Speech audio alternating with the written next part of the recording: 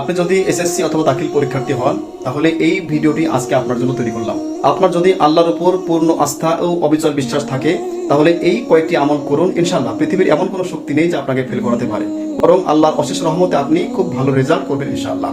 যদি আপনার পরিবারে কোনো এসএসসি বা দাখিল পরীক্ষার্থী থাকে অবশ্যই শেয়ার করবেন, আর যদি আপনার পরিবারে কোনো পরীক্ষার্থী না থাকে তবুও শেয়ার করবেন, কারণ আপনার একটি শেয়ারে অসংখ্য পরীক্ষার্থীর উপকার হবে ইনশাআল্লাহ।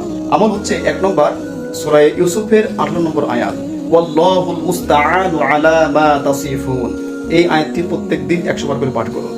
2 নম্বর পরীক্ষার হলে প্রশ্নপত্র হাতে পাওয়ার পরে 3টা দোয়া পড়ুন। 1 নম্বর রব্বি জিদনি ইলমা 3 বার। 2 নম্বর রব্বি শরহ লি সাদরি ওয়া ইয়াসসির লি আমরি ওয়াহলুল উকদাতাম মিন লিসানি ইয়াফকাহু কওলি। মুসা পয়গম্বর দোয়াটি পড়েছিলেন, এটি একবার পড়ুন।